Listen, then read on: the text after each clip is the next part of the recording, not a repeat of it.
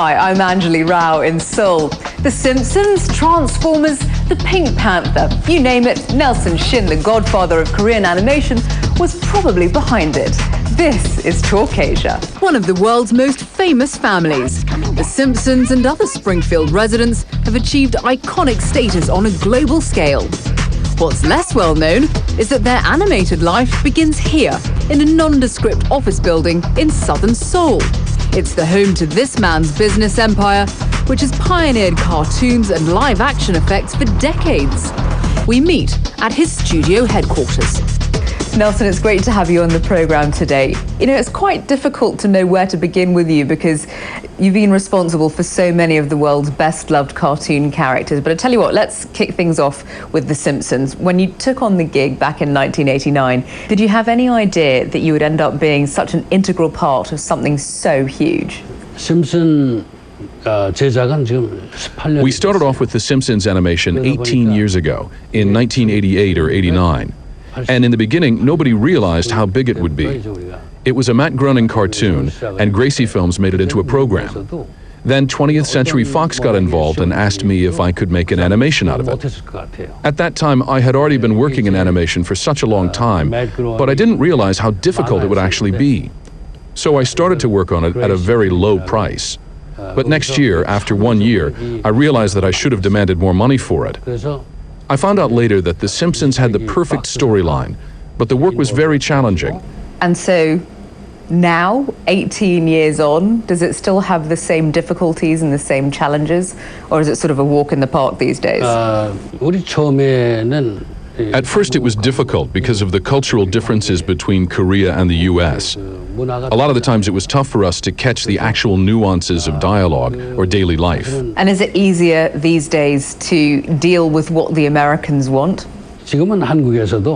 Currently in Korea, we are well aware of the American cultural movement. Of course, now it's different from before. I think that these days, a lot of Koreans understand the cultural trends of the US much more, because not only do we work in the animation field, but a lot of people have visited the country and also lived there.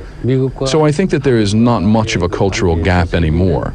Tell me what happens here. Right, this is all we operating by the digital.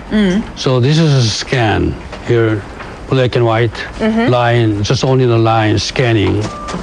And then we move to here, this is layers. We do layers, some layers has to be the underneath, some of them on top, Then that one it comes to for the painting. Of course, yeah, there it is. For the painting. This one before they are even composite with the background. This is only the portion, like a level. This means all different levels. Yeah, all the layers. So how many levels we have? We have probably 20 levels. Wow. Yeah. So that's the final step then before it gets sent to the US and voiced, and we see it on our screens. Yeah. After that, they amazing. do recording all the dialogue. They have to just synchronize with the drawing, with the mouth movements and the body movements. Yeah. Nelson, it's not just cartoons, is it? Apparently, you also came up with the idea for the lightsaber from Star Wars. Exactly how? At that time, I was working for a company in the States, and my manager called me in one day, asking if I could work on the effects of a live-action film. So what we did was, they brought in the Star Wars clips and asked me if I could draw the lightsabers with animation. I first got to learn about a device called the rotoscope, in which you put the film in the camera, shed light on it, and then it shows on the animation table.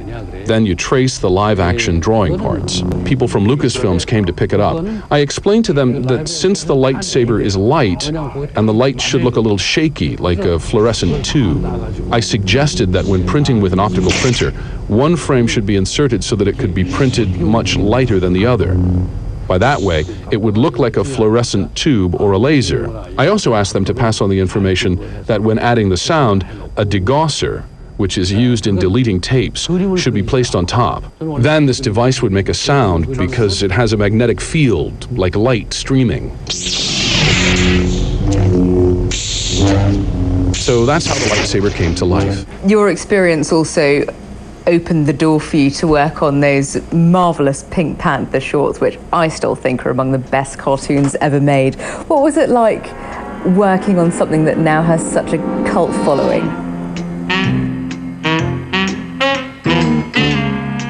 In LA, I started work as an assistant because I thought it would be better for me to do the animation.